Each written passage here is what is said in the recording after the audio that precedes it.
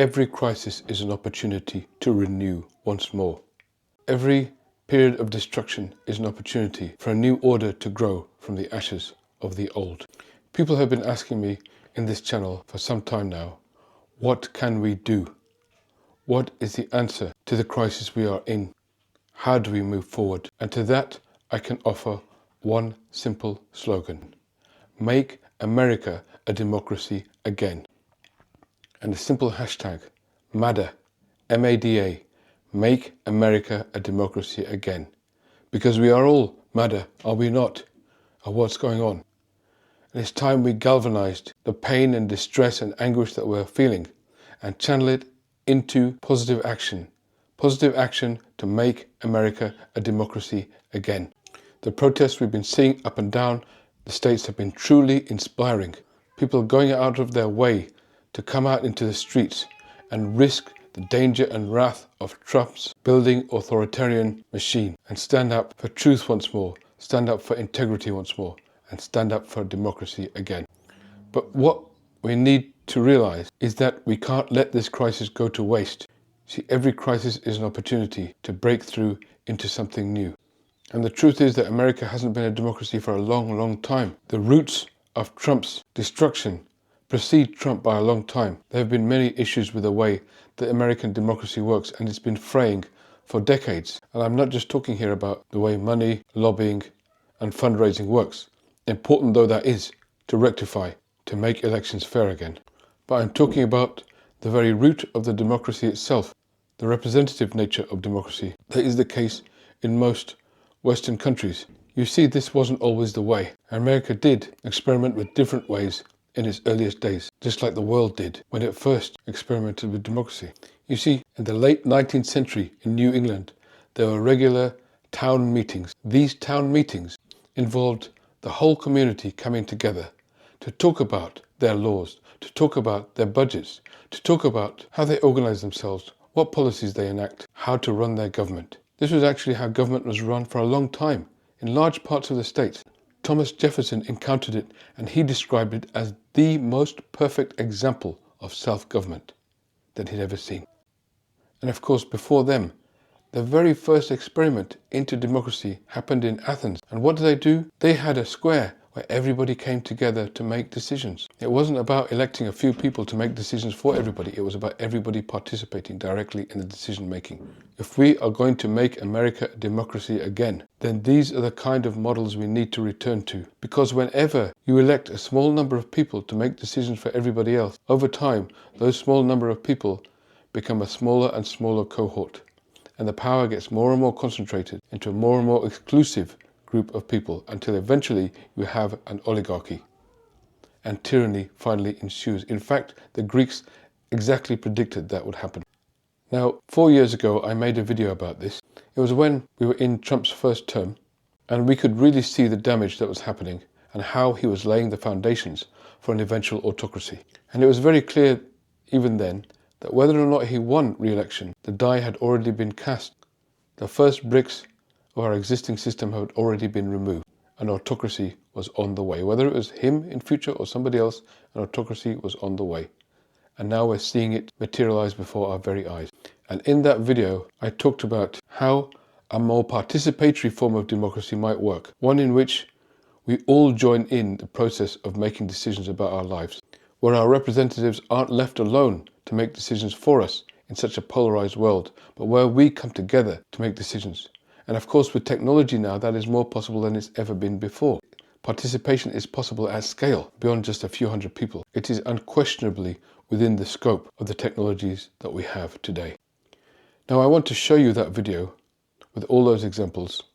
Even though it's from 4 years ago, I think it's even more pertinent today because it shows you how a real participatory democracy works, where we don't just outsource the business of making decisions about our lives to a few people who eventually and inevitably will always become corrupted. It's about how we all join forces, and it's about how we can use this moment of crisis to make America a democracy again. So if you ask me the question, as many rightly do, what do we do now? What can we do about this? Here is your answer.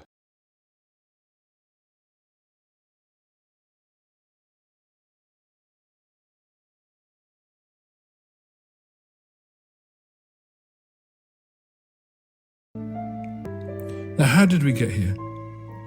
Inequality of income is important, but that rises and falls throughout history, and it doesn't inevitably or necessarily lead to autocracies.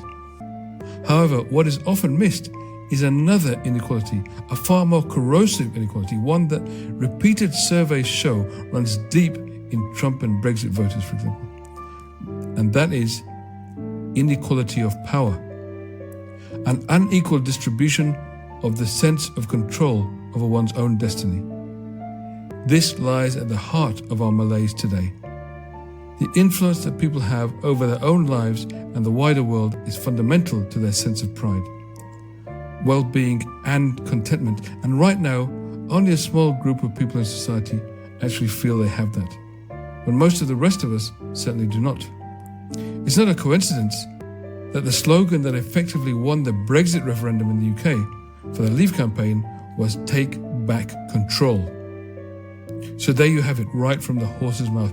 That is what people really yearn for, and they knew it. Control.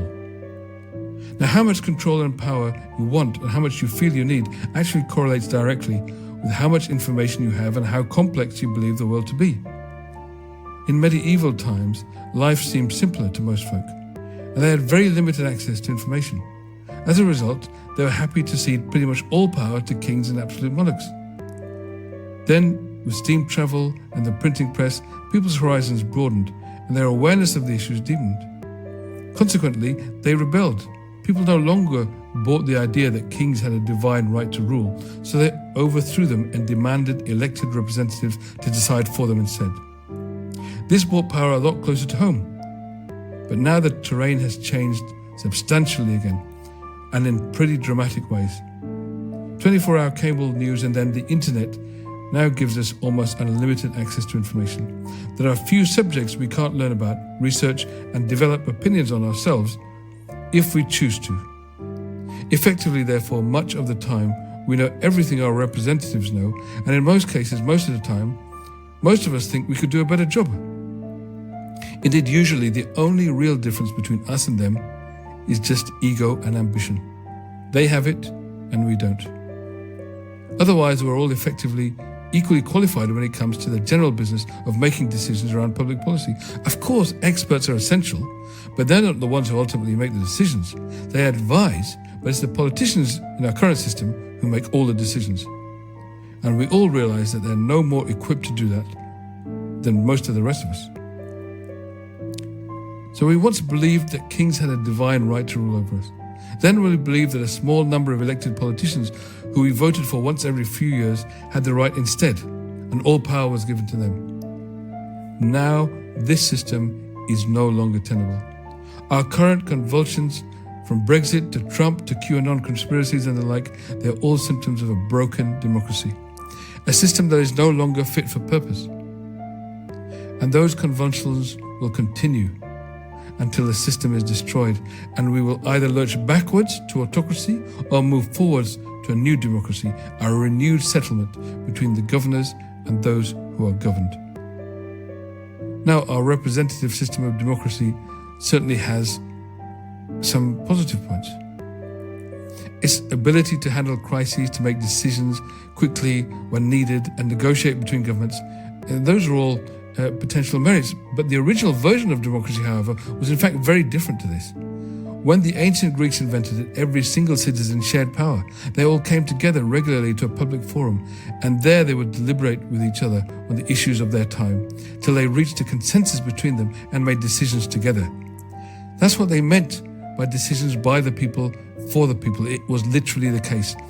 And now today, of course, society is much larger and more complex, but examples of this kind of deliberative democracy are actually popping up again all over the world.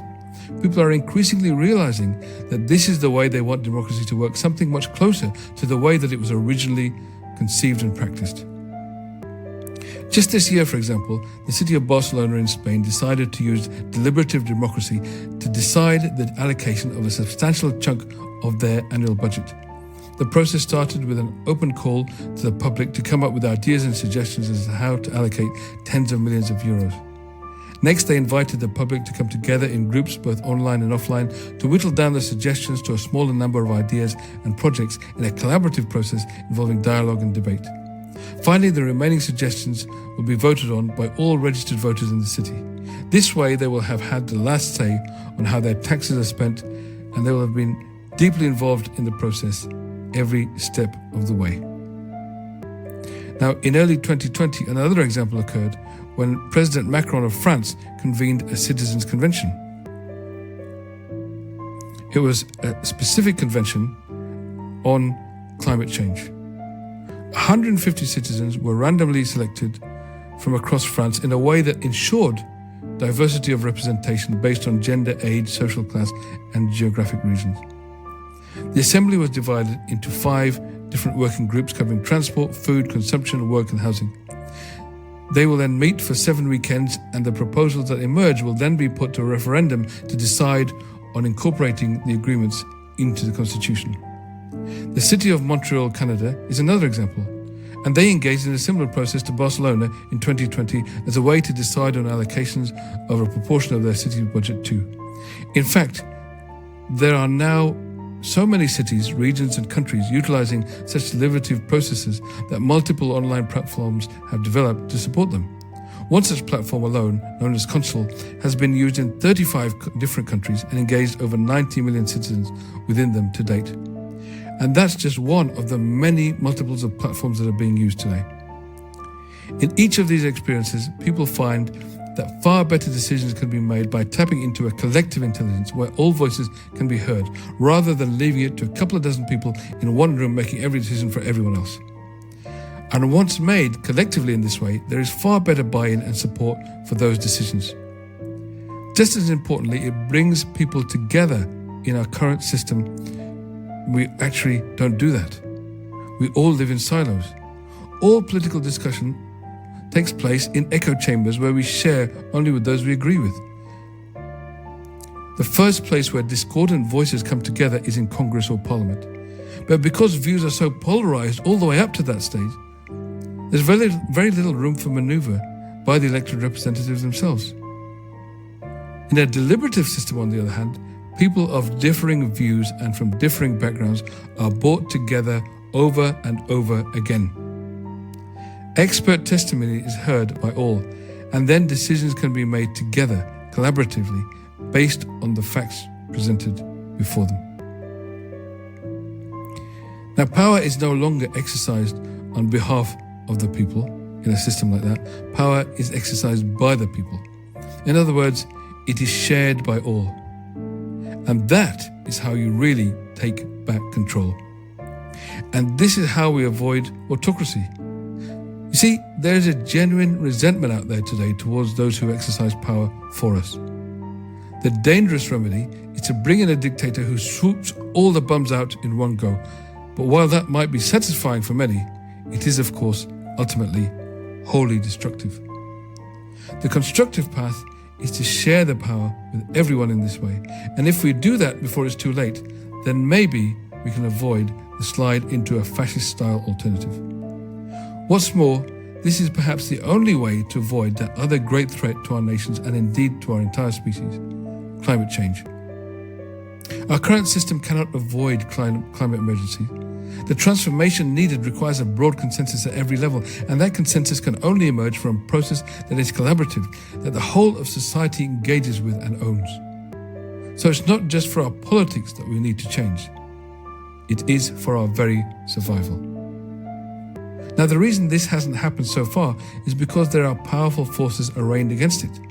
Not only politicians, but those who back them, lobbyists, big business interests, whole structures that have outsized power and influence would stand to lose out. The current inequality of power naturally benefits the powerful. So they won't let go easily. They want to keep us zoned out with things like junk food and reality TV, plugged into an endless diet of stimulation and distraction, all of which serves to tune us out of the flows of power so we can hardly notice the decisions being made for and about us. They're forever bolstering a system that is inherently unstable, one that will eventually consume most of them, today's rich and powerful, as well as the rest of us. After all, an autocrat is no one's friend. But they still can't stop because they're addicted. So this won't be an easy ship to turn around. But there is actually one person who can do it. There is one person who really can turn it around. You. Yes, you. Because of the vested interests that these ideas challenge, they usually go unheard. Very few people are aware that we even have an option like this, a way to renew and reboot our democracy and change the prospects not just for our politics, but our planet and our future as a whole. Getting the word out is therefore the first step. The whole of our current system rests on a lack of awareness of alternatives. Turning it around is therefore down to you. Share this video, get at least 3 people you know to watch it, and make them give a commitment to do the same. It's as simple as that. No one makes a profit from this production. Every penny that comes in goes to promoting it further. Everyone involved is doing their bit. And now it's your turn. If you really want to see a change, a real change, a course correction from our current trajectory, then bring those 3 other viewers to this video. And once you have, write a note in the comments to say you did it. The more comments we have on here like that, the more it'll encourage others to do the same. So there you have it. How Western democracy is genuinely on the brink of collapse, and how it can be saved. Now, it's over to you.